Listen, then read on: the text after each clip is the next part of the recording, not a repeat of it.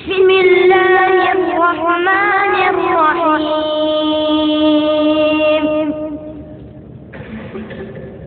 وأيوب إذ نادى ربه أني مسني الضر وأنت أرحم الراحمين.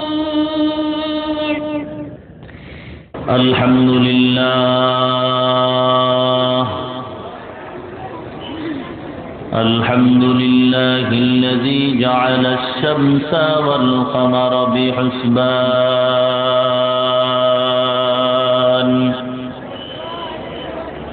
والنجم والشجر يسجدان وفضل زمانا على زمان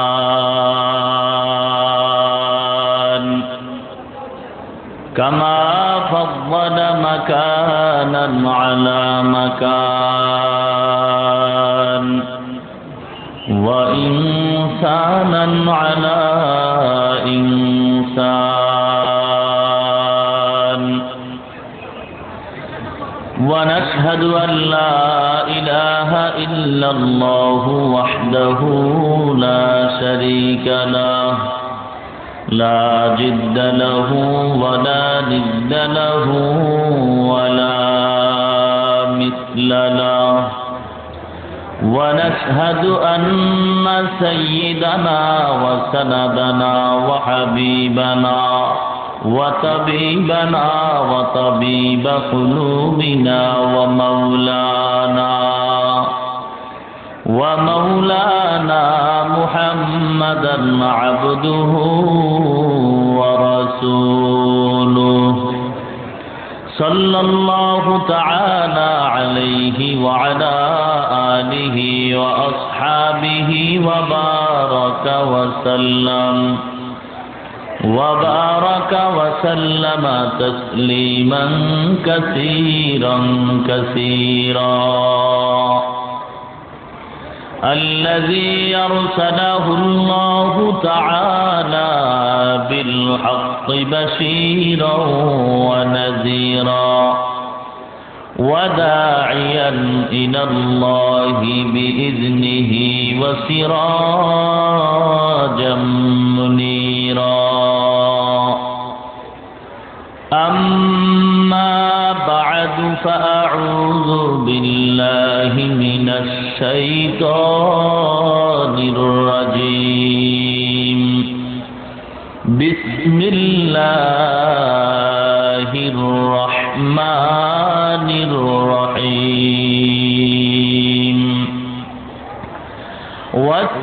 والسماء ذات البروج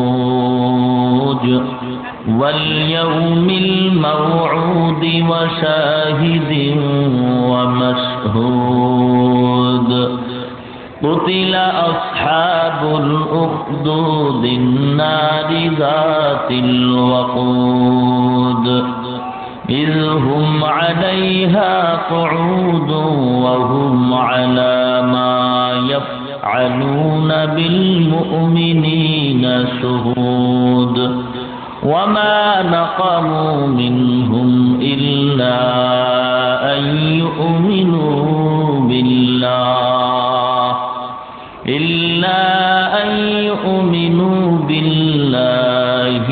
العزيز الحميد الذي له ملك السماوات والأرض والله على كل شيء شهيد. صدق الله مولانا العظيم وصدق رسوله النبي الكريم ونحن على ذلك من الشاهدين والشاكرين والحمد لله رب العالمين. وقال رسول الله صلى الله عليه وسلم المؤمنون كرجل واحد إن اشتكى عينه اشتكى كله وإن اشتكى رأسه اشتكى كله أو كما قال النبي عليه الصلاة والسلام.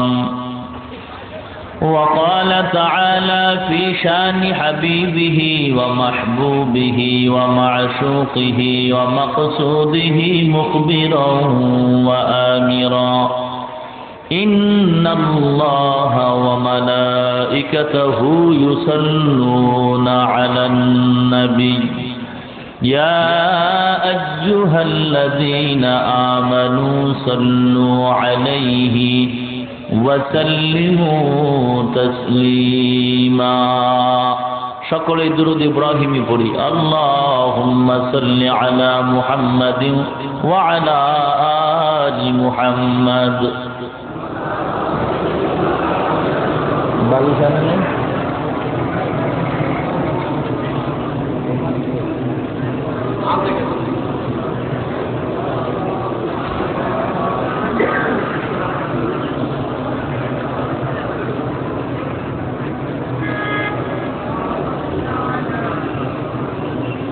तौहीद की अमानत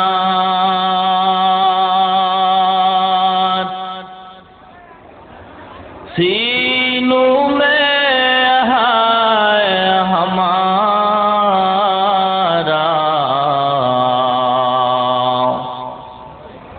आसान नहीं मिटाना नामो निशा हमारा।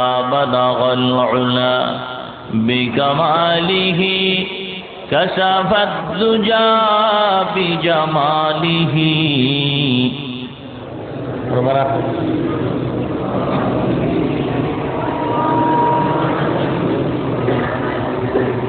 मोहब्बत अल्लाह पाकेर जिकिर करें। ला इलाहा इल्लल्लाह, ला इलाहा इल्लल्लाह, ला इलाहा इल्लल्लाह, ला इलाहा इल्लल्लाह, ला इलाहा इल्लल्लाह, ला इलाहा इल्लल्लाह मुहम्मदुर रसूलुल्लाह। रब्बी अल्लाह ला इलाहा गैरुहु व नबीही मुहम्मद मुस्तफाहु।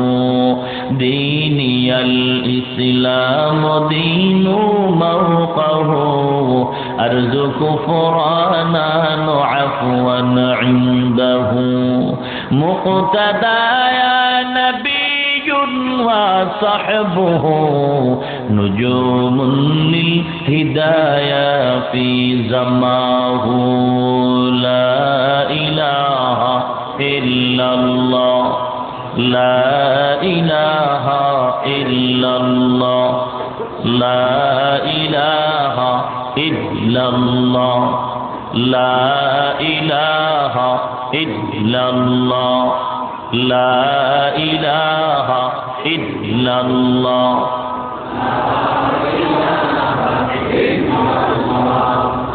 لا إله إلا الله، لا إله إلا الله محمد رسول الله صلى الله عليه وسلم. سبحانك لا علم لنا إلا ما علمتنا إنك أنت العليم الحكيم. رب اشرح لي صدري ويسر لي أمري واحلل عقدة من لساني يفقه قولي. الحمد لله.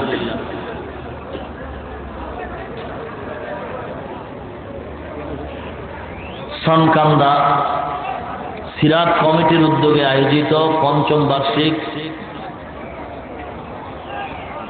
বিশাল ওয়াজ মাহফিলে উপস্থিত মুহতারাম সম্মানিত সভাপতি, প্রধান অতিথি ও বিশেষ অতিথি মুআজ্জাজ মুকাররম হযরত উলামায়ে কেরাম, দূর দূরান্ত থেকে আগত আল্লাহ পাকের আশিকিন, জাকিরিন, শাকিরিন, মুহিব্বিন, মুরব্বিয়ান, আওয়াম, কলিজার টুকরা আমার সমবয়সী যুবক বন্ধুগণ, স্নেহের ছোট ভাই, পর্দার অন্তরালে অবস্থানরতা শ্রদ্ধা সম্মানিতা মা ও বোনেরা, মহান স্রষ্টা দয়াময় রব্বুল আলমিনের দরবারে লাখো কোটি শুকর ও সুজুদ যে আল্লাহ রব্বুল আলমিন অত্যন্ত দয়া ও মায়া করে ভালোবেসে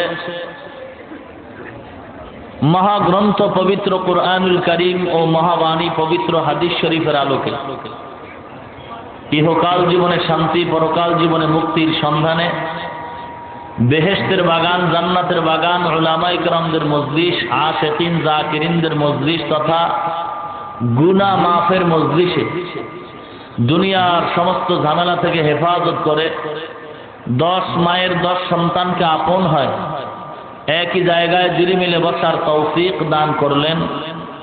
এজন্য দয়াময় আল্লাহ রাব্বুল আলামিনের দরবারে শুকর আদায়ার্থে মুসলমান হিসেবে ইমানের আওয়াজকে উঁচু করে এক আওয়াজে উচ্চ কণ্ঠে সকলেই কালেমাতুশ শুকর উচ্চারণ করি, আলহামদুলিল্লাহ। লক্ষ কোটি দরুদ ও সালাম বিশ্ব মানবতার কান্ডারি, বিশ্ব মানবতার মুক্তির দিশারি সৈয়দুল মুরসালিন, রহমাতুল লিল আলামিন, শফিউল মুযনিবিন, খাতামুন নবিয়্যিন, সৈয়দুস সাকালাইন, ইমামুল মুরসালিন, শফিয়ে আযম, রাসূল আকরাম, রহমত আলম, নবিয়ুল আরব ওয়াল আজাম, হাবিবে কিবরিয়া, আশরাফুল আম্বিয়া, সৈয়দুল আম্বিয়া, শফিয়ে মাহশর, সাকিয়ে কৌসর, আকায়ে নামদার, মদিনাহ কা তাজদার হযরত মুহাম্মদুর রাসূলুল্লাহ সাল্লাল্লাহু আলাইহি ওয়াসাল্লামের উপর সর্বোপরি শুকর যে আল্লাহ রাব্বুল আলামিন পৃথিবীর মুসলমানের ইমানের এক ক্লান্তি লগ্নে দ্বীনের এই আলোচনার প্যান্ডেলে বহু দূর থেকে বহু কষ্টকে উপেক্ষা করে আপনাদেরকে এখানে আল্লাহ ধৈর্যের পরিচয়ে উপস্থিত করায় দিলেন এবং আমাকেও বহু দূর থেকে দ্বীনের নিসবতে দুটি কথা বলার মানুষে সুস্থতার সাথে আপনাদের সামনে বসার তৌফিক দান করলেন। এজন্য পুনরায় উচ্চ কণ্ঠে শুকর আদায় করি, আলহামদুলিল্লাহ। মহাগ্রন্থ পবিত্র কুরআনুল কারীমের ভেতর থেকে আমি একটি সূরা, সূরাতুল বুরুজের কয়েক টুকরা আয়াতে কারিমা তেলাওয়াত করেছি। বিশ্ব নবী, শেষ নবী, মহানবী, শ্রেষ্ঠ নবী, তার পবিত্র জবানের বাণী, অসংখ্য হাদিস থেকে একটি হাদিস আমি আপনাদের সামনে পড়েছি। রব্বুল আলামিনের দরবারে তৌফিক কামনা করি তেলাওয়াতকৃত আয়াতে কারিমা ও হাদিসে পাকের আলোকে হেদায়েতের উদ্দেশ্যে, আমলের নিয়তে, ইখলাসের সাথে ধৈর্যের পরিচয়ে কিছু কথা বলার মতো আল্লাহ আমাকে সেই যোগ্যতা, হিম্মত, শক্তি, সাহস দান করেন। আপনাদেরকেও যেন আল্লাহ রাব্বুল আলামিন আমলের নিয়তে ধৈর্যের সাথে শ্রবণ করার তৌফিক দান করেন। আজ এই ওয়াজ মাহফিল জামালপুরের জন্য একটা রহমতের পরিচয়। এই জামালপুর এলাকাবাসীর জন্য বড় এক নেয়ামত। যারা আসতে পেরেছে তারাই এই নেয়ামতের শুকর আদায় করতে পেরেছে, যারা আসতে পারে নাই তারা এই নেয়ামতের শুকর আদায়ের মধ্যেও পড়ে নাই। তবে আয়েশা বসার পরে বাকি কিছু কাজ আছে, এগুলি যদি পূরণ করে যেতে পারি তাহলে জীবন সফল, না হয় হতে পারে আবার বিফল হয়ে যাবে। কারণ এই মজলিসটা এত পবিত্র মজলিস, এই মজলিসে যে কেহ ইচ্ছা করলেই বসতে পারে না। আল্লাহ যাকে মঞ্জুর করেন, কবুল করেন, সেই বসতে পারে। উদাহরণত আমি বলে থাকি, আমাদের সমাজে, আপনাদের এই অঞ্চলে বহু টাকাওয়ালা, কোটি টাকার মালিক ইচ্ছা করলে বছরে 2-3 বার মক্কা মদিনা ঘুরে আসতে পারেন। কিন্তু দেখলাম এতই টাকা কামাই করতেছে, কিন্তু বছর বছর চলে যায়, মক্কা মদিনা ঘুরার সুযোগ তার হয় না। এ কথার দ্বারা প্রমাণ হয়ে গেল, টাকা থাকলেই মক্কা মদিনা ঘুরা যায় না যদি আল্লাহ কবুল না করেন। ইচ্ছা থাকলেই নেকের কাজ করা যায় না যদি আল্লাহ কবুল। তাআতু তাওফীক তাআত হামজাতু তাআতু ফি কিতাআত হামজে তু ই আমানাত ইজাবত হামজে তু तौफीक से होती है ये नेमत की खजीना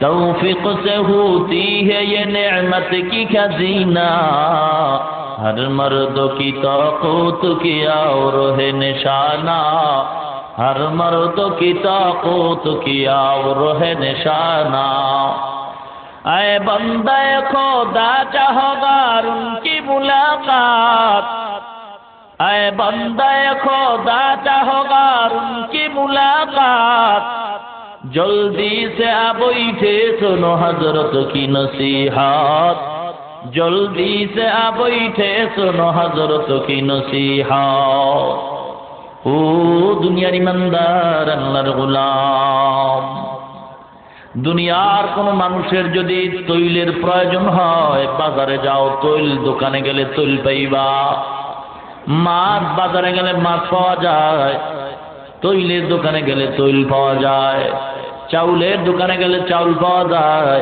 একদল আল্লাহর গোলাম ওরা দুনিয়া তালাশ করে না ওরা আল্লাহরে তালাশ করে আর খুঁজে কয় কোথায় আল্লাহ পাওয়া যায় ও আল্লাহর গোলাম আল্লাহ যদি পাইতে চাও জামালপুরের তৈলের দোকানে আল্লাহ পাওয়া যায় না এ মুসলমান ইমানদার মাছ বাজারে গেলে আল্লাহ পাওয়া যায় না কই তুই আল্লাহ পাবি কোথায় জানো দেখ বাস স্ট্যান্ডের ভিতরে কোরআনের বয়ান হয় উলামায়ে কেরামদের জবান দিয়ে পবিত্র দ্বীনের আলোচনা হয় ওই মজলিসের ভিতরে গিয়ে যদি বসতে পারো আল্লাহ পাক রব্বুল আলামিন ওই উলামায়ে কেরামদের বয়ানের ভিতরে আল্লাহর পরিচয় পাওয়া যায় আমলনামার গুনাহ মাফ হয় জান্নাতের টিকিট পাওয়া যায় আয় বেরাদার দূরে বাসা দিয়ারে বদ ইয়ারে বদ বদ তোর বুয়াদ আজমারে বদ তন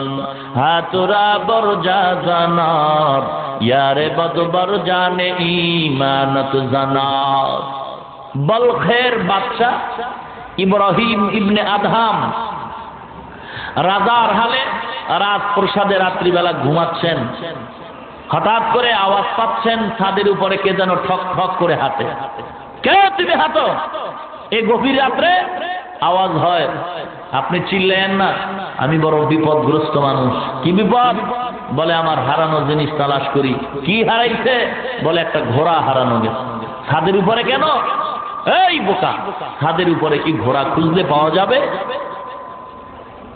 ইব্রাহিম ইবনে আদহাম বলে ও বোকা ছাদের উপরে হাঁটলে ঘোড়া পাওয়া যায় না অদৃশ্য থেকে আওয়াজ করে বলে ইব্রাহিম ইবনে আদহাম তুমি আমাকে বোকা বলছো যদিও তুমি বলকের বাচ্চা মূলত তুমি বড় বোকা কারণটা কি তুমি বাদশাহী পাইছো কিন্তু আল্লাহরে পাও নাই ভালো করে শুনে নাও ছাদের উপরে যদি হারানো ঘোড়া না পাওয়া যায় ভালো করে মনে রাখবা সাবধান রাজার হালাতে ঘুমাইয়া রাজপ্রসাদে ঘুমাইয়া জাজিমের ভিতরে সুন্দর বিছানায় ঘুমাইয়াও আল্লাহ পাওয়া যাবে না এই ইব্রাহিম ছাদের উপরে যদি ঘোড়া না পাই তুই এই সুন্দর বিছানায় মাওলারে পাবি এই ইব্রাহিম তুই যদি মাওলাকে পাইতে চাও এই পোশাকে মাওলাকে পাওয়া যাবে না অহংকারের পোশাক শরীর থেকে নামায় দে শরীরের মধ্যে তাকওয়ার পোশাক ঢুকাও অহংকারের পোশাক নামাও কারণ পোশাকের ভিতরেও অহংকার আছে র্যাব বাহিনী যখন র্যাবের পোশাকটা পরে তখন তার গরম হয় শরীর যখন বন্দনিয়া বাড়ি যায় আর্মিরা যখন ছুটিতে বাড়ি যায় পোশাকটা কইলা ফলায় বাসে রওনা হয় তখন তার ওই রকম গরম আর থাকে না সাধারণ মানুষের মতো মেজাজটা নরমাল হয় যখন র্যাবের পোশাকটা ঢুকায় তখন মন মেজাজ এতই গরম হয় সাধারণ অন্যায়টাকেও বড় কইরা দেখে মনে করে যেন ক্রস ফায়ার করি পোশাক গরমের পোশাক এই ইব্রাহিম অহংকারের পোশাক নামাও ইব্রাহিম কয় এমন একটা আওয়াজ দিল কে প্রহরীরা চতুর্পার্শ্বে পাহারা দিচ্ছে উঠলেন ঘুম থেকে, উঠার পরে মনে একটা চোট লাগলো। হেদায়েতের মালিককে من يهده الله فلا مضل له ومن يضلله فلا هادي له। এ দুনিয়ার ইমানদার, আল্লাহ পাক রব্বুল আলামিন বলেন, আমি আল্লাহ যাকে হেদায়েত দান করব কোন মানুষ ওই বান্দারে পথভ্রষ্ট করতে পারবে না। আর আমি আল্লাহ যদি কাউকে হেদায়েত না দেই কোন মানুষ ওই বান্দারে হেদায়েতের পথে আনতে পারবে না। আবু জাহালকে আখিরি জামানার পয়গম্বর 13 বছর সুন্দর দ্বীনের বয়ান করছে, আবু জাহাল নবীর কথা মানে নাই। আর আল্লাহর আরেক গোলাম হযরত ওমর, তার নাম, তরবারি নিয়ে যায় পয়গম্বরের মাথা আনার জন্য। পয়গম্বর অন্যায় করছে কি? বলে কোনো অন্যায় নাই। তাহলে মাথা আনতে কেন যাও? বলে মাথা আনার জন্য যাই শুধুমাত্র একটাই কারণ, আমাদের ধর্মের বিরুদ্ধে কথা কয়, আমাদের ক্ষমতার বিরুদ্ধে কথা কয়, আমাদের চেয়ারের বিরুদ্ধে কথা কয়। এই কথা সহ্য করতে পারি না, কারণ মুহাম্মদের শরীরটা দুর্বল, মুহাম্মদের পোশাকটা হলো নরমাল, আমাদের পোশাকটা গরম। এজন্য নরম কথা শুনলেই মেজাজটা অত্যন্ত গরম হয়ে যায়। আল্লাহ পাক রব্বুল আলামিনের দরবারে পয়গম্বর দোয়া করতেছে, ও আল্লাহ, ওমরে কি তুমি আল্লাহ ইসলামের জন্য কবুল করে নাও। ওমর নবীর ঘর দাঁড়াতে রওনা হয়, পথিমধ্যে যাইয়া উল্টা পাল্টা খবর শুনে মুহাম্মদের খবরটা নিবি পড়ে। আগে নিজের আপন বোনের খবর নাও, তোমার আপন বোন মুহাম্মদের ধর্ম কবুল করছে। মেজাজ গরম হয়ে গেছে, কি ব্যাপার, আমার ঘরের ভিতরেই না জানি আবার আগুন লেগে গেল। বোনের বিচার করতে যাইয়া ওমর সেখানেই নরমাল হয়ে গেল। কারণটা কি? প্রত্যেকটা গরম জিনিসের ওই গরমের মাত্রাটা ঠান্ডা করার জন্য একটা মেডিসিন আছে। মাথা যদি গরম হয় ঠান্ডা তেল লাগাও, শরীর যদি গরম হয় ফ্যানের বাতাস লাগায়া দাও, অন্তর যদি গরম হয় আল্লাহর কোরআনের বয়ান শোনায় দাও, অন্তর নরম হয়ে যাবে। এই উমরের অন্তর গরম হয়ে গেছে, কারণ দুনিয়ার জাহেলিয়াতের ছোঁয়া লাগছে, কোরআনের ছোঁয়া পায় নাই। এই জন্য ওমর দরবার ফের নবীর করতে আনার জন্য, কিন্তু ঠান্ডা করার একটা মেডিসিন কোরআনে আছে। এই মেডিসিন ওমর পায় নাই। বোনের বিচার করতে গিয়ে কোরআন শরীফ পাইছে, নজর করিয়া কোরআন পড়ছে, ওমরের অন্তরটা ঠান্ডা হয়ে গেছে, চোখের পানি পড়ে। আর ডাক দিয়া কয়, ও বোন মাপ চাই, চল আমারে কোরআন পড়নেওয়ালা কে তোরে শিখাইছে, এমন লোকটারে দেখা দরকার। পয়গম্বরের সামনে ওমর যায় আর কয়, ও পয়গম্বর, যেই তরবারি আনছি আপনারে মারার জন্য, আপনি আমাকে মারেন আর পড়ায়া দেন লা ইলাহা ইল্লাল্লাহু মুহাম্মাদুর রাসূলুল্লাহ। মুসলমান ইমানদার ইব্রাহিম ইবনে আদহাম চলতেছে, রাজপ্রসাদ ছেড়ে দিছে। আসলে এই কথা ঠিক, এই সুন্দর গরম পোশাকে মাওলারে পাওয়া যায় না, কারণ গরম স্বভাবটা আমার মাওলার, এটা কারো জন্য হয় না। অহংকারী ভাব আমার মাওলার চাদর, আমার মাওলার ছাড়া যদি কেউ অহংকারী হয় আল্লাহ পাক বলেন সে যেন আমার কুদরতি অহংকারের চাদর নিয়ে টানাটানি করো। সাবধান, মানুষের সাথে ঝগড়া কইরেই এমনিই পারো না। তুই একজন পণ্ডিতি দাবি করো, তুই একজনের উপরে জুলুম করো, একজনকে মারো, তোরে আবার মারার জন্য একজন রেডি হয়ে গেছে। কিন্তু সাবধান, মানুষ মানুষের সাথে তুই পাইরেই উঠতে পারলি না। সাবধান, আমি আল্লাহর সাথে যুদ্ধ করিস না, আমি আল্লাহর অহংকারের চাদর নিয়ে টানিস না। সাবধান, সহ্য করতে পারবি না। এ মুসলমান ইমানদার, ইব্রাহিম ইবনে আদহাম সব ছাড়িয়ে এবার জঙ্গলবাসী হয়ে গেছে একমাত্র আমার মাওলার তালাশের জন্য। ইয়া ইলাহি मुझसे मुझको दूर करो, ताकि देखो मुझ में तुझको एक नजर। या इलाही तू मेरा सत्तारो है, या इलाही तू मेरा गफ्फारो है। মুসলমান ইমানদার আল্লাহর গোলাম, এই যে দ্বন্দ্ব বিদ্বন্দ্ব, মানব সৃষ্টির শুরু মানব আবুল বাশার পয়গম্বর আদম আলাইহিস সালামকে আল্লাহ বানাইছেন।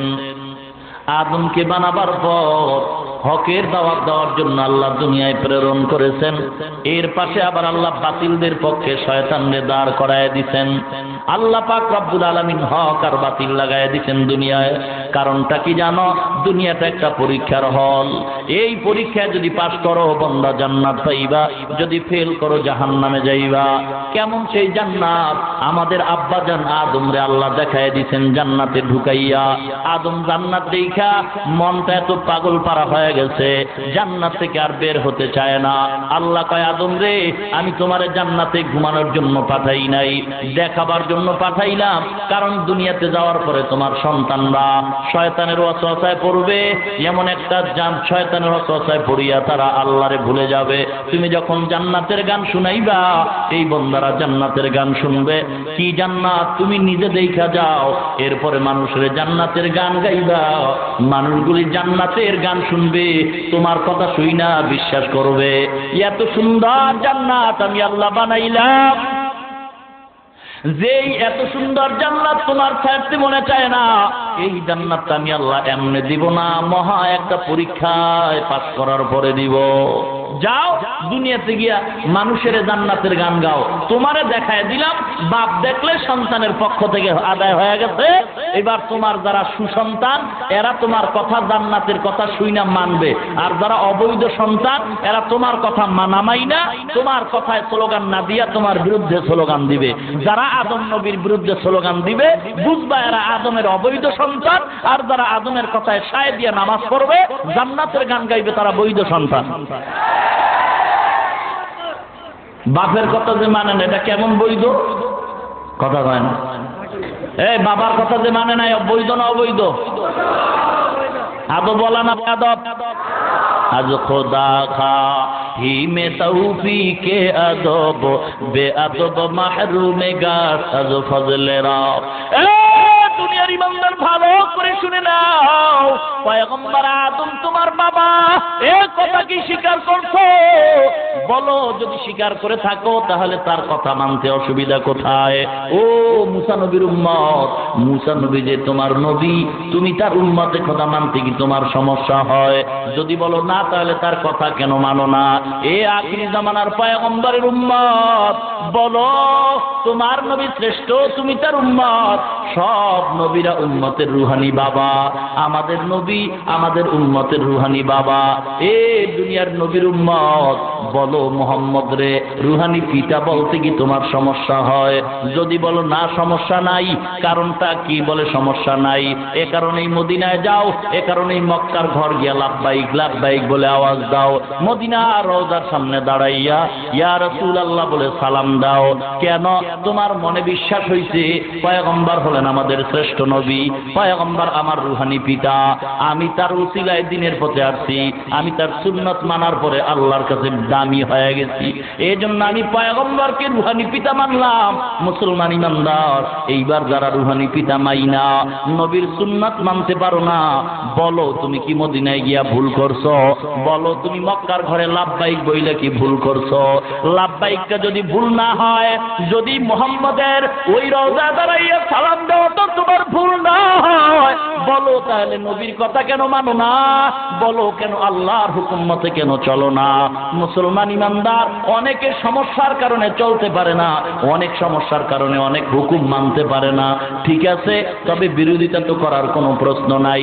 যদি তোমার নবী আসল তোমার নবী বইলা দাবি করতে পারো, যদি তোমার মক্কার ঘরে লাব্বাইক বলাটাই সঠিক হয়ে থাকে, তাহলে তোমার কাছে প্রশ্ন, বলো মক্কার বিরুদ্ধে যারা গান গায়, মদিনার নবীরে যারা গালি দেয়, তোমরা কেন এদেরকে সাইজ করো না? বোঝা গেল তোমার অন্তরে নাকি কোনো সন্দেহ আশ্রয় নিছে। নবীজির সালাম দিয়া কি ভুল করলা? মক্কার ঘরে লাব্বাইক বইলে কি ভুল করলা?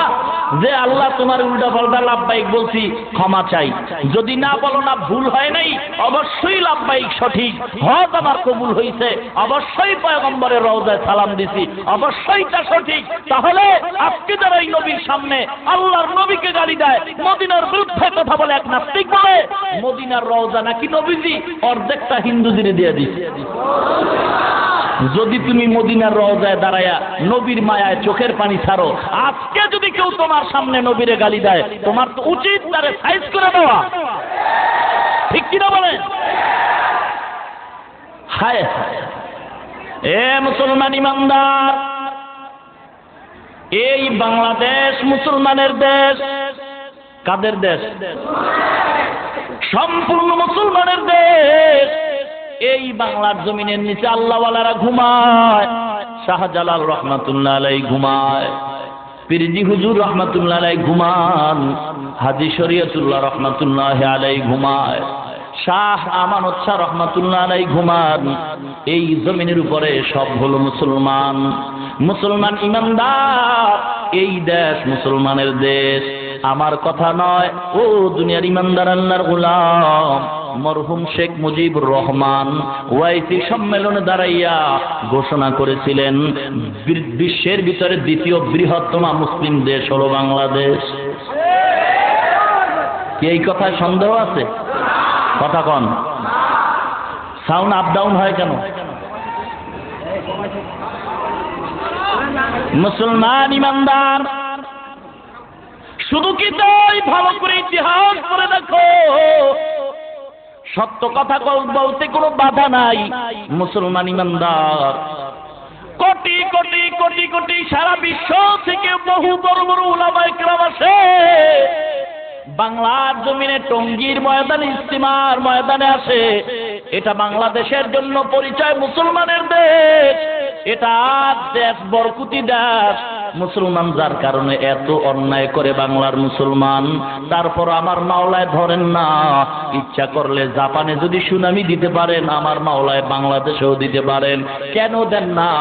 একমাত্র টুপিওয়ালা আল্লাহর গোলামদের কারণেই দেন না। ও মুসলমান ইমানদার গো, সাবধান হয়ে যাও।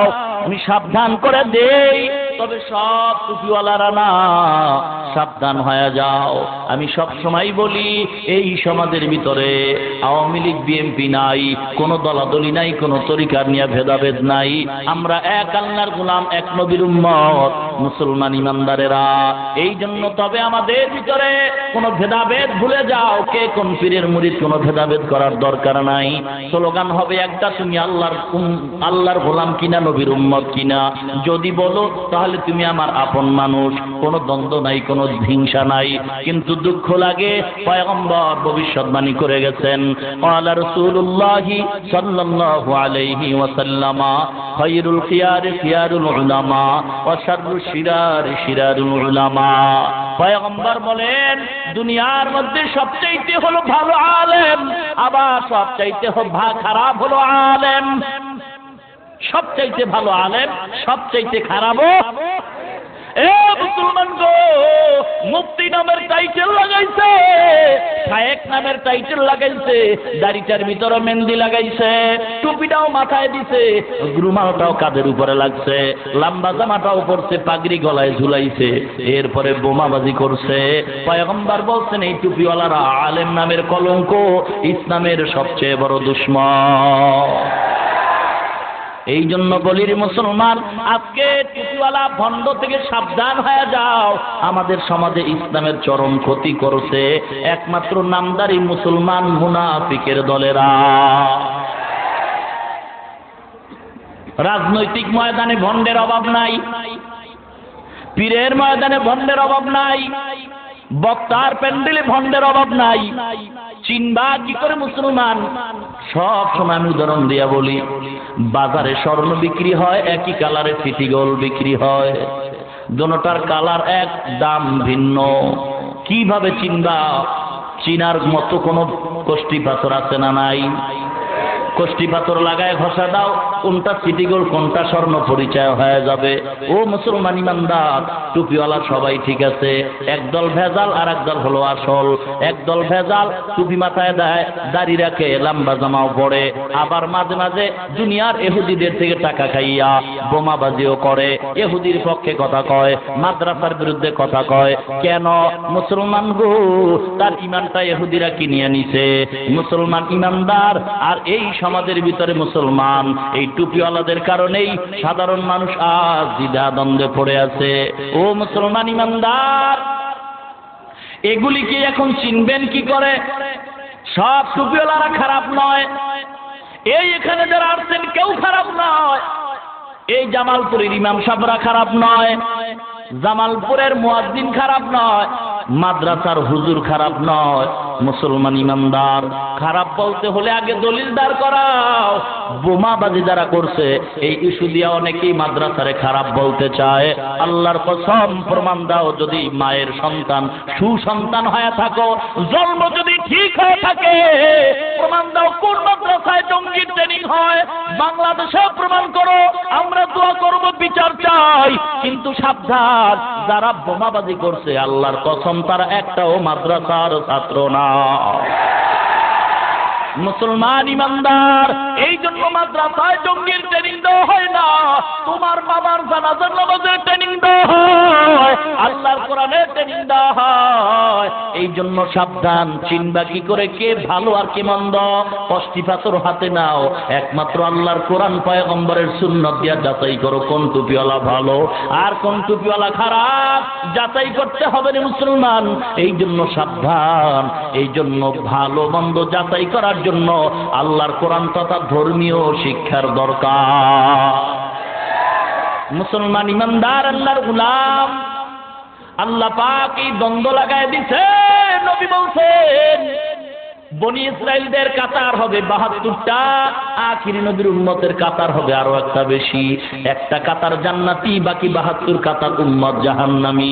সাহাবায়ে কেরাম বলেন, ইয়া রাসূলুল্লাহ, ওই ৭২ কাতারওয়ালারা কি হিন্দু, বৌদ্ধ, খ্রিস্টান? কয় না না, সব হবে নামদারি মুসলমান। হিন্দু, বৌদ্ধ, খ্রিস্টান ওরা তো এমনিই জাহান্নামী, বিনা হিসাবে জাহান্নামী। বুঝেন না কথা? যত রশি আর যত পিসাব দলিল দেখ আর সাইনবোর্ড লাগাক না কেন যে আমার দরবারে হিন্দুরা আইলেও জান্নাত পাবে, খ্রিস্টান আইলেও জান্নাত পাবে, সব ধর্ম অবলম্বীরা আসলে জান্নাত পাবে, যার যার ধর্মে থাইকা আমার পীরের নাম নিলেই জান্নাত পাবা, এই স্লোগানে কাম হবে না। পীরের ব্যবসা তখন কিয়ামতের ময়দানে জুতার বাড়ি ঠেলায় ঠাই হয়ে যায়, ঠিক কিনা ভাইরা আমার? জান্নাত পাবে ইমানের বলে। কিসের বলে? ইমানের বলে। ইহুদি, খ্রিস্টান, হিন্দু, বৌদ্ধরা তো ওরা বিনা হিসাবে জাহান্নামী। এ ছাড়াই মুসলমানের ভিতরে কাতার হইবে ৭২টা, এরা সব জাহান্নামী, এক কাতার মাত্র জান্নাত। মুসলমান ইমানদার, এই জন্য বলেছি মুসলমান এত ভয় কেন?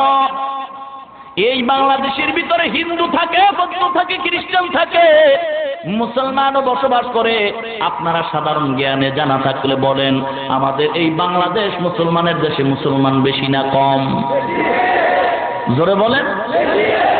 একটা জেলার মুসলমান যদি এক করা হয়, এক জেলার মুসলমান বা একটা বিভাগের, সারা বাংলাদেশের হিন্দু, বৌদ্ধ, খ্রিস্টান নাকি?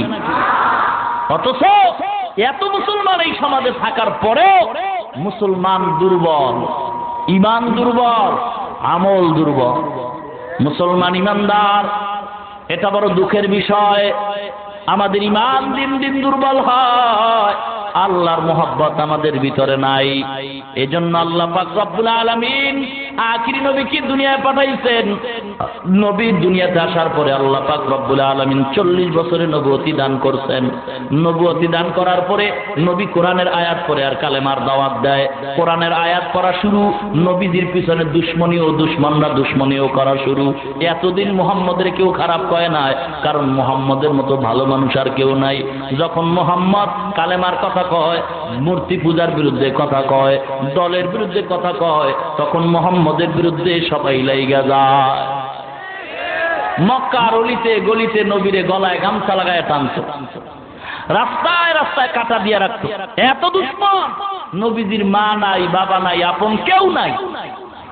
মুসলমান ইমানদার, পয়গম্বরের উপরে অত্যাচার শুরু হয়ে গেছে, নবীকে হত্যা করার পরিকল্পনা চলছে। আল্লাহ নবী কিছু কিছু মুসলমান কালেমা পড়ে বানাইছেন। মুসলমানদেরকে আরবের পণ্ডিতরা গালি দেয় আর বলে, পাগল মোহাম্মদের কাছে কি তোরা মুসলমান হইছ? তাড়াতাড়ি ফিরে আয়, এমন ভাবে খারাপ কথা কয়। সাহাবায়ে কেরামরা গোপনে নবীর কাছে গিয়া কাঁদতেছে, ও পয়গম্বর, আজকে আমাদেরকে আরবের মানুষরা খারাপ জানে। পয়গম্বর সান্ত্বনা দেয়, আরবের বেঈমানদের আরো রক্ত গরম হয়ে যায়, আরো অত্যাচার শুরু করে, মেয়েদেরকে উলঙ্গ রাস্তায় শোয়া তারপরে অত্যাচার করে। এত অত্যাচার করতেছে, কন্যা সন্তানগুলি জবাই করতেছে। মুসলমান ইমানদার, এত অত্যাচার, আল্লাহর নবী অধৈর্য হয়ে গেছে। আল্লাহ নবীর উপরে এত বিপদ, আল্লাহ পাক আমার নবীর সান্ত্বনা দিয়া বলেন, ও পয়গম্বর, বিপদ আপনার একা নয়, আপনার আগের নবী ঈসা নবীরও বিপদ ছিল। এ পয়গম্বর, বিপদ আপনার একা নয়, আপনার মতো নবী হইয়া অনেক বিপদে পড়ছে। ইউসুফ আলাইহিস সালাম জেলখানায় গেছে, কোনো দোষ নাই, খামাখা জুলাইখা একটা পেট লাগায় জেলে ঢুকায় দিছে। ও পয়গম্বর, এরকম বহু ঘটনা আছে, যেই ঘটনা আমি শুনাইতেছি আপনারে। ওই ঘটনার মধ্যে যারা আল্লাহর উপর ঈমান আনছে, এদের উপরে খুব পরীক্ষা কঠিন হয়ে গেছে। ঈমানদারের ঈমান যত মজবুত, তার পরীক্ষাও তত বড় কঠিন। নবীজি আল্লাহর কাছাকাছি, নবীর উপরে পরীক্ষা বেশি। ইব্রাহিম নবী আল্লাহর বন্ধু, পরীক্ষাও বড় কঠিন। সন্তানরে মরুভূমিতে পাঠায় দিল, আগুনে, নমরুদের আগুনে জ্বালাইল। আসলে কি জ্বালাইতে পারছে? আল্লাহ পাক আমার নবীরে এই দুনিয়ার কাফের বেঈমানদের কর্তৃক যেই অত্যাচার হবে, এগুলি ধৈর্য ধারণ করে নবীকে আল্লাহ সান্ত্বনা দিতেছেন, ও পয়গম্বর, ইমানের কারণে বহু মুসিবত আসছে, আপনি ধৈর্য ধারণ করুন। কি সেই মুসিবত? আল্লাহ পাক সুন্দর একটা ঘটনা এই সূরা নাযিল কইরা আল্লাহ শুনাইতেছেন, পয়গম্বর, আপনি বিশ্বাস করেন আপনার পক্ষে কেউ নাই, আমি আল্লাহ আছি, এবং আমি আল্লাহ, আমি ঘটনা শুনাইতেছি কিভাবে মুসিবত আসছে ইমানদারের উপরে। আমি আল্লাহ 4টা সিল মাইরা এই ঘটনাটা শুনাইতেছি। 1 নম্বর সিল, ওয়াস-সামা'i যাতিল বুরুজ ওয়াল ইয়াউমিল মাউউদি ওয়া শাহিদিন ওয়া মাশহুদ। 1 নম্বরে সিল মারিয়া আল্লাহর শপথ করে বলেন, বুরুজ বিশিষ্ট আসমানের কসম, নক্ষত্র বিশিষ্ট আসমানের কসম, ওয়াস-সামা'i যাতিল বুরুজ, বুরুজ দ্বারা কেউ কেউ ফেরেশতাও বুঝাইছেন, অথবা সূর্য চলার 12টা কক্ষপথ আছে তাও বুঝাইছেন। এই কক্ষপথে সূর্য চলতেছে, বৈজ্ঞানিকরা বলে সূর্যটাও গোল, পৃথিবীটাও গোল। সূর্য আমরা চোখে দেখি, সকালবেলা উদিত হয়, সন্ধ্যাবেলা আবার অস্ত যায়। না না, সূর্যটা আসলে অস্ত যায় না, সূর্যটা গোল, পৃথিবীটাও ঘুরে, সূর্যটাও ঘুরে। আজকে সূর্য, যদিও বাংলাদেশে দেখি মাগরিবের নামাজ হয়, সূর্য নাই। সৌদি আরবওয়ালারা তাকায় দেখে এখনো 3 ঘন্টা বাকি। যখন রাত হয়, আমেরিকাওয়ালারা দেখে পুরাটাই দিন হয়। সূর্য ঘুইরা ঘুইরা আলো দিতেছে, কখনো অস্ত যায় না। মুসলমান গো, এই সূর্যের একটা মুখ এই জমিনে ফিরানো। বৈজ্ঞানিকরা রিসার্চ করে বলছে, এই সূর্যের প্রায় এই মুখটা যে ফিরানো আছে, পৃথিবীর থেকে 9,30,00,000 মাইল দূরে, 13 লক্ষ গুণ বড় হলো সূর্য। এই সূর্যের তাপটা একটা মুখের ভিতরে, এই তাপ জমিনে আসে কত আবরণ ভেদ করিয়া। আল্লাহ ডাক দিয়া কয়, ও ফেরেশতারা, আমার বান্দার মাথার চামড়া বড় পাতলা, আমার বান্দা এই সূর্যের তাপ সহ্য করতে পারবে না, তোমরা ঠান্ডা পানি ঢালতে থাকো। আল্লাহ অর্ডার করছেন, প্রত্যেকদিন নতুন নতুন 70,000 ফেরেশতারা সূর্যের একটা মুখের গোড়ায় ঠান্ডা পানি দেয়। এরপরে তাপটা দুনিয়াতে আসে। আরো কিছু মুখ আছে আল্লাহ আসমানের দিক ফিরায় রাখছেন, বাকিটা জমিনের দিকে রাখছেন। বৈজ্ঞানিকরা কয়, ওই তাপটাও সরাসরি জমিনে লাগে না। সূর্যের এই নিচে একটা গ্যাসের আবরণ আছে, যেই আবরণটার ভিতরে কোটি কোটি ছিদ্র। এই ছিদ্র দিয়া সূর্যের তাপটা যখন ওটার ভিতরে লাগে, ওই সূর্যের তাপটা ওই গ্যাসের আবরণটায় সবগুলি নিয়ন্ত্রণ করিয়া যতটুকু দরকার আল্লাহর কুদরতি সাহায্যে ওই তাপটা দুনিয়ায় দেয়, বাকিটা ওই আবরণটা গ্যাসের আবরণের নিয়ন্ত্রণ করে। না হয় বৈজ্ঞানিকরা বলে, সূর্যের তাপ ওই গ্যাসের আবরণটা যদি না থাকতো আর সরাসরি জমিনের ভিতরে লাগতো, একটা মানুষ দুনিয়াতে বাঁচার কোনো সুযোগ থাকতো না। মুসলমান ইমানদার, এই সূর্যটা যেদিকেই বেশি হেলতেছে, ওদিকেই বেশি গরম, যেই দিকে থেকে দূরে যায় ঘুরিয়া ঘুরিয়া আলো দেয়, যেই দিকটার বেশি আলো পায় না ওই দিকটা ঠান্ডা বেশি।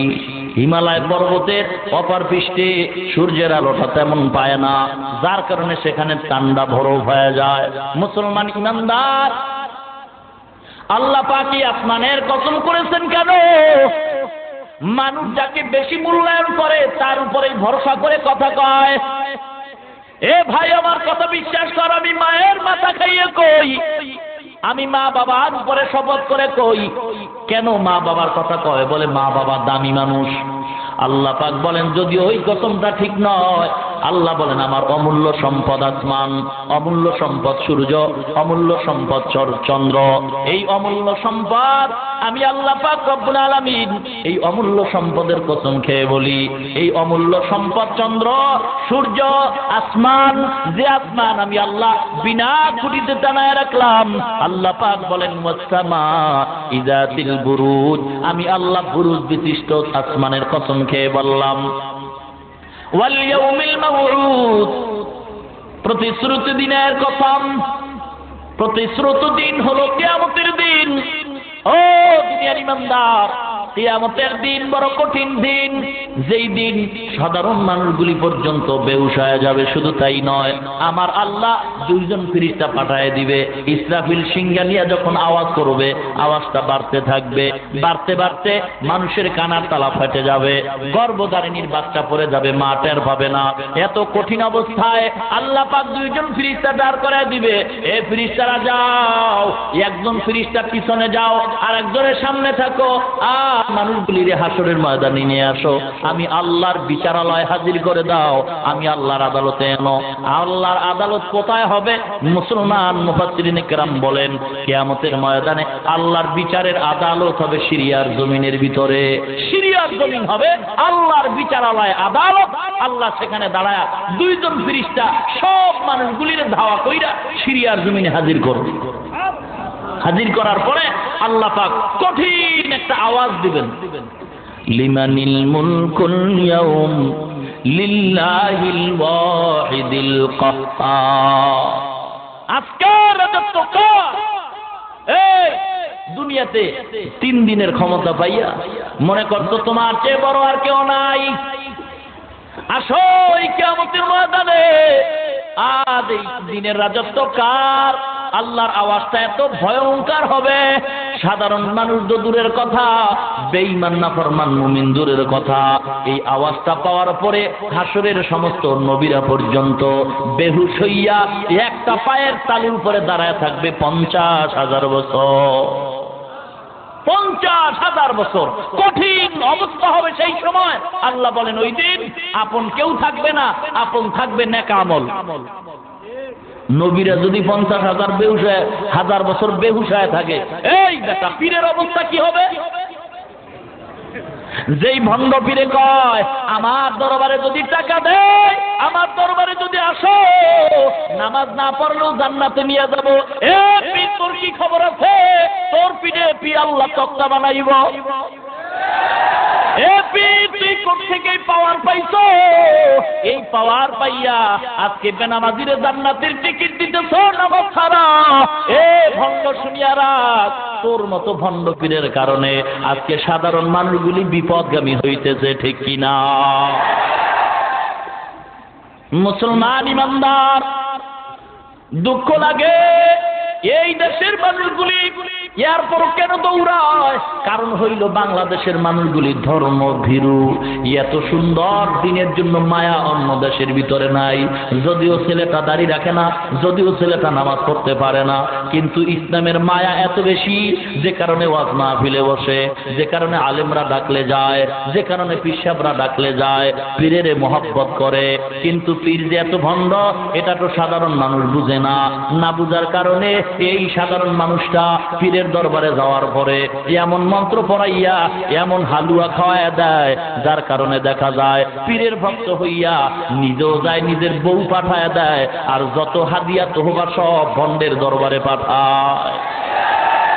পীরের বাবা ডাকতে ডাকতে নিজের আপন মা বাপ ভুলে গেছে। বাবার দরবারে গরু নিয়ে যায়, অথচ একটা বছরে আপন মা বাবা 5 কেজি গোশত খাইতে পারে না। মুসলমান ইমানদারেরা, এই জন্য আগেই বলেছি, এখনো বলি, সবসময় বলতেছি, বর্তমানে টুপিওয়ালা ভণ্ড থেকে সাবধান। মুসলমান ইমানদার টিভির চ্যানেলে এক টুপিওয়ালা বয়ান করে কয়, কোরআন শরীফের অর্থ যদি না পারো পয়রা কোনো লাভ নাই। এই টিভির চ্যানেলের ভিতরে বক্তায় বয়ান করে টুপিওয়ালা, আর বলে কোরআনের অর্থ যদি না পারো পয়রা কোনো লাভ নাই। দিল এক প্যাচ লাগায়, কঠিন প্যাচ। এই প্যাচ উঠাবার কোনো সুযোগ নাই। অথচ কোরআন শরীফের একটা অক্ষর যদি কেউ বিনা ওযুতে পড়ে 10টা নেক হয়, অজু সহকারে পড়লে 25টা নেক হয়, নামাজে পড়লে 50 থেকে 100 নেক হয়। যেই টুপিওয়ালা টিভির চ্যানেলের মধ্যে বইলা সাধারণ মানুষের পেছ লাগায় দিল, মুসলমান এই টুপিওয়ালা আসলে মুসলমানের ভালো চায় না, ওই ইহুদির দালাল হইয়া টাকার লোভে পইরা দ্বন্দ্ব লাগা। কারণ ইহুদিরা মুসলমানের চিরন্তন দুশমন। ওরা যতই মুসলমানের পাশে এসে দাঁড়াক না কেন, উদ্দেশ্য ওদের খারাপ। ইহুদিরা যেখানেই গেছে সেখানেই পেছ লাগাইছে। আর পেছ লাগানোর মূল, যারে ক্ষতি করব ওর আপন একটা দুর্বল পয়েন্ট ধইরা ক্ষতি করব। এ মুসলমান ইমানদার, চেয়ারম্যানের যদি দুর্বল করতে হয়, কিছু মানুষ আছে ওর বউর সাথে সম্পর্ক করায়, গিয়া ম্যাডাম রে কয়, ম্যাডাম আমি গরিব, আমারে টাকা দাও। ম্যাডাম চেয়ারম্যানের কয়, চেয়ারম্যান মাথা নত হয়ে যায়। প্রত্যেকটা মুসলমান আজকে দুর্বল হওয়ার কারণ হলো ইহুদি খ্রিস্টানরা মুসলমানের টাকা দিয়া কিনছে। যার কারণে এই বাংলাদেশের মধ্যে দাঁড়াইয়া কোন খ্রিস্টান আমার নবীর বেয়াদব বলার সাহস পাইতো না।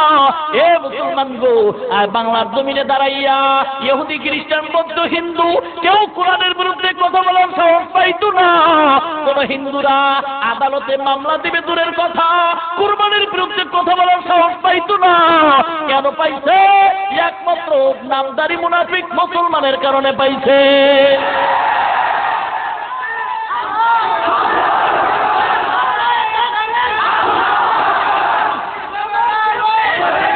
ভাইরা আমার, স্লোগান বন্ধ। ও মুসলমান ইমানদার, ইসহাক আলাইহিস সালামকে ইব্রাহিম কোরবানি দিছে না ইসমাইলকে দিছে? হিন্দু, তোর দরকারটা কি রে বাটপার? তোর দরকার কি? এটা মুসলমানের কাজ।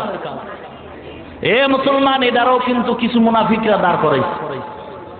মুসলমান ইমানদার, এরপর আমাদের দেশের মুসলমানরা খারাপ আচরণ করে না, আদবের সাথে মুসলমানরা স্লোগান দেয়, একটু এদের বারণ করো।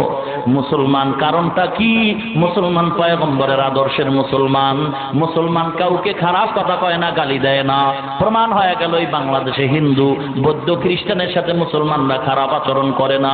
যার কারণে হিন্দুরা শান্তি মতো বসবাস করে, খ্রিস্টান শান্তির সমাজে বসবাস করে। প্রমাণ হয়ে গেল গোটা পৃথিবীর মুসলমান হলো সভ্য জাতি। ঠিক কিনা? এবার যদি তাকাও, হিন্দুদের ভিতরে তাকায় দেখো, ভারতের ভিতরে আমাদের দেশ মুসলমানের বাবরি মসজিদ ভেঙ্গে ফেললো। পত্রিকা সাক্ষ্য, দিন দিন মুসলমানের উপর অত্যাচার করা হয়। গোটা বিশ্ব আজকের আলোড়ন হয়ে গেছে, মুসলমান নির্যাতিত, অপমানিত। কেন? মুসলমান ইমানদারেরা। এটার দ্বারা প্রমাণ হয়ে গেল মুসলমান ছাড়া যা আছে সব হলো অসভ্য। মুসলমান ইমানদার কারণটা কি? যেই সন্তান বাবারে মানে না, এই সন্তান বাবার সাথে আদব রক্ষা করে না। ঠিক নেই? যেই সন্তান যেই ছাত্র শিক্ষক মানে না, ওই ছাত্র শিক্ষকের সালাম দিতেও চিন্তা করে না, শিক্ষকের সাথে বেয়াদবি করতে চিন্তা করে না। যেই মুরিদে পীরকে ভয় করে না, ওই মুরিদে পীরের সাথে বেয়াদবি করতে দ্বিধা করে না। মুসলমানরা আল্লাহরে ভয় করে, নবীকে ভয় করে। মুসলমান ওদের মুরব্বী আছে, কোরআনকে ভয় করে, পরস্পর ভয় করে। এই জন্য কথা বলার আগে ব্রেক রাইখা কথা কয়। খ্রিস্টানদের কোনো মুরব্বী নাই, হিন্দুদের কোনো মুরব্বী নাই। ওদের মুরব্বী হইল টাকা। টাকা যেদিকে দৌড়ায় সেদিকেই স্লোগান দেয়।